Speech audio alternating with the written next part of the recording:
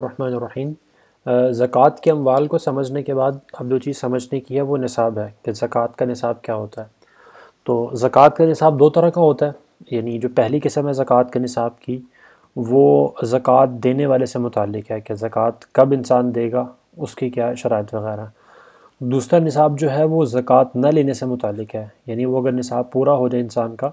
तो फिर इंसान ज़कात नहीं ले सकता, उसके ऊपर सदका फ़ितर देना भी वाजिब आ जाता है और उसके ऊपर क़ुरबानी करना भी वाजिब आ जाता है। यानी इन तीनों चीज़ों का निसाब जो है वो एक ही बनेगा। ये दूसरी किस्म का निसाब है। तो पहले हम देखते हैं कि ज़कात देने का निसाब क्या बनता है। तो ज़कात देने के लिए जैसे हमने पहले पिछले वीडियोज़ के अंदर देखा है कि 4 तरह के अमवाल हैं जो इसके अंदर हमें देखने होते हैं। सबसे पहले सोना है, फिर चांदी है, फिर नकदी है और फिर माल तिजारत है, माल तिजारत है। यानी ये 4 किस्म की चीज़ें हैं। तो अगर एक शख्स है उसके पास सिर्फ सोना है,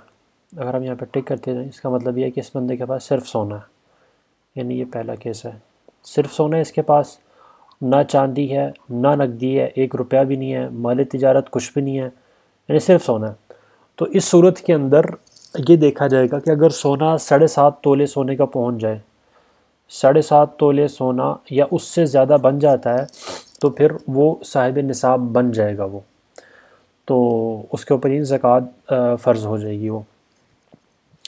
अब अगर दूसरी सूरत के अंदर हम देखते हैं कि एक ऐसा शख्स है जिसके ऊपर कुछ सोना नहीं है, उसके पास चांदी है उसके पास मौजूद, नकदी कुछ भी नहीं है, माल तिजारत कुछ भी नहीं है। तो इस सूरत के अंदर हम देखेंगे कि अगर वो चांदी की मिक़दार उसके पास जो है वो 52.5 तोला चांदी या उससे ज़्यादा बन रही है तो फिर वो ज़कात उसके ऊपर वो फ़र्ज़ हो जाएगी वो, वरना यह है कि नहीं होगी वो। यानी समझने की चीज़ है कि बाकी और कुछ भी नहीं है उसके पास, सिर्फ चांदी है, तो फिर हम कह रहे हैं कि 52.5 तोला चांदी। और तीसरी सूरत ये है कि उसके पास सोना भी नहीं, चांदी भी नहीं,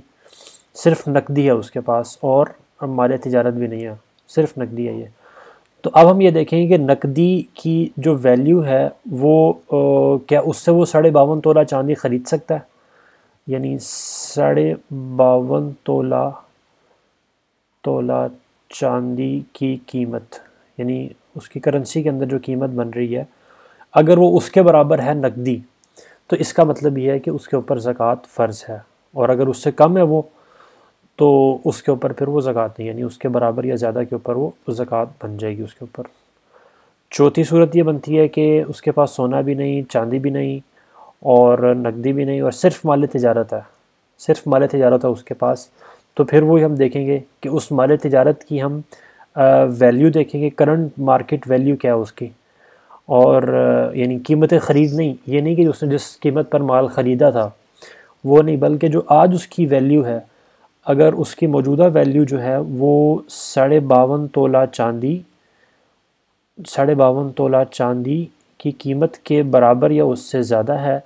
तो इसका मतलब ये है कि वो साहिब ज़कात है, उस पर ज़कात फ़र्ज़ है, वरना यह है कि उसके ऊपर ज़कात फ़र्ज़ नहीं होगी। यानी ये सारी हमने 4 सूरतें वो देखी हैं जिसके अंदर उस शख्स के पास सिर्फ एक चीज़ है, बाकी और कुछ भी नहीं है।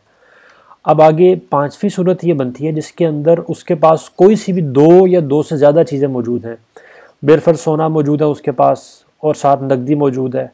या चांदी मौजूद है साथ माल तिजारत मौजूद है, या 2 या 2 से ज़्यादा चीज़ें मौजूद हैं, सोना चांदी नकदी मौजूद है, चांदी नकदी माल तिजारत मौजूद है,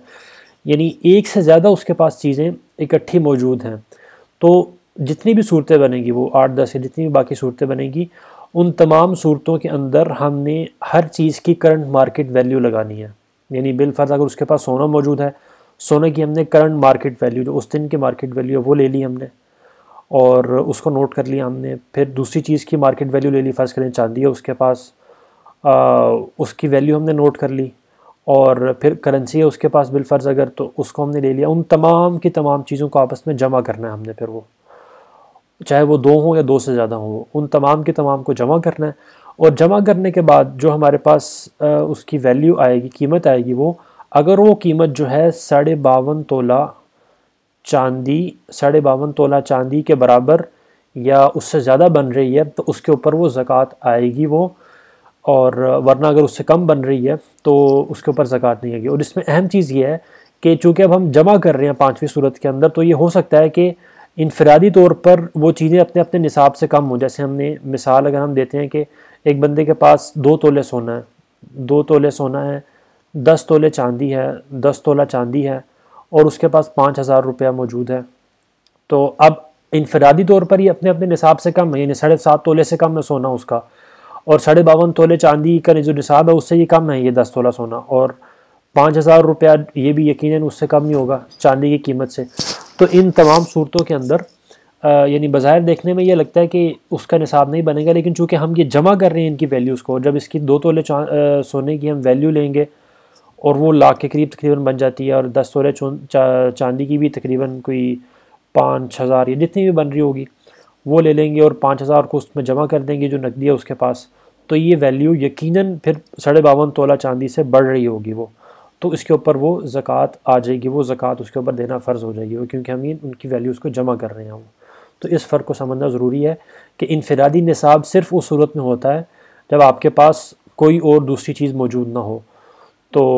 वरना अगर आपके पास 2 या 2 से ज़्यादा चीज़ें मौजूद हैं तो फिर उसकी मार्केट वैल्यू लगाकर उनकी कीमत को जमा करके